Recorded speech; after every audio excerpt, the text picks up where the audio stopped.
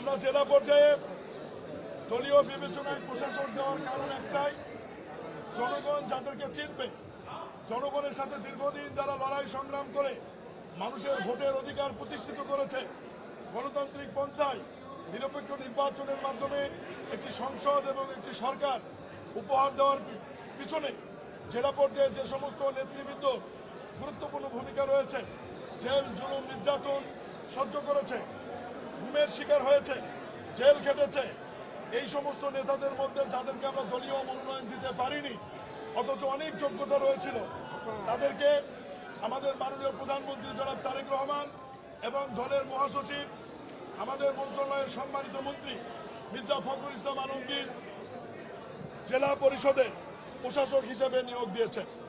আমরা মন্ত্রণালয়ের পক্ষ থেকে বিশ্বাস করি দলীয় বিবেচনায় যাদেরকে আমরা নিয়োগ দিয়েছি তারা পুরা জেলা চিনেন, দলীয় নেতাকর্মী চিনেন এবং তাদের মাধ্যমে নির্বাচনের আগ পর্যন্ত জেলার ব্যাপক উন্নয়ন হবে এবং জেলা পরিষদের যে সেবামূলক কর্মকাণ্ড সেটি সঠিকভাবে পরিচালিত হবে।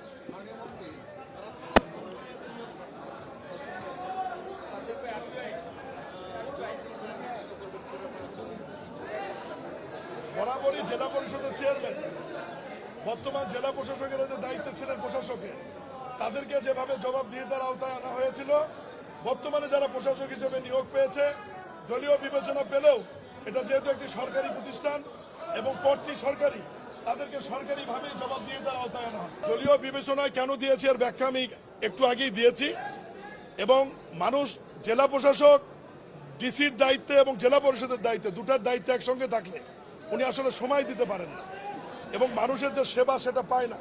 এই কারণে আমরা দলীয় বিবেচনায় প্রশাসক নিয়োগ দিয়েছি এবং আপনারা জানেন যে পার্লামেন্টে যে অধ্যাদেশটি অন্তর্বর্তীকালীন সরকার নির্বাচন বাতিল, প্রশাসক নিয়োগ এবং দলীয় প্রতীকে নির্বাচনে না হওয়ার যে অধ্যাদেশটি জারি করেছিল সেটি অলরেডি বিশেষ কমিটি যাচাই বাছাইয়ের মাধ্যমে বৃহস্পতিবার পার্লামেন্টে ওটি আইন আকারে উত্থাপনের জন্য মাননীয় সংসদ সদস্যরা সর্বসম্মতির কারণে ভোটের মাধ্যমে এটি আমাদের মন্ত্রণালয়ে প্রেরণ করেছেন। আমরা অত দ্রুততম সময়ের মধ্যে এটি আইন আকারে সংসদে উপস্থাপন করব এবং সংসদ এবং মাননীয় সংসদ সদস্যরা আইন আকারে পাশ করলে দলীয় প্রতীক ছাড়া আমরা দ্রুত সময়ের মধ্যে এই প্রতিষ্ঠানগুলোতে নির্বাচনের দিকে যাব। বলেই তো দিলাম, সব নির্বাচনী আইন এখনো পাশ হয় না। আমি আপনাদেরকে আবার পরিষ্কার করি, শেষ করি, সমস্ত অধ্যাদেশ আকারে আছে।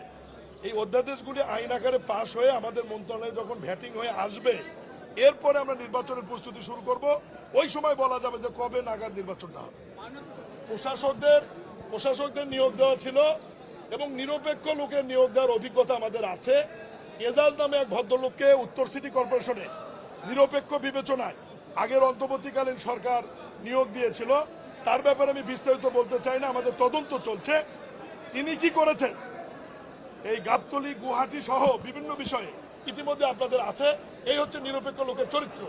দলীয় লোকেরা যেহেতু তারা নির্বাচন করবেন ভবিষ্যতে, জনগণের কাছে দায়বদ্ধতা আছে, ফলে দলীয় লোকেরা আপনারা নিশ্চিত থাকতে পারেন তারা কখনোই জনগণের বিপক্ষে যাবে এবং দুর্নীতি হবে এ ধরনের ঘটনার সাথে কখনোই জড়িত হবে না।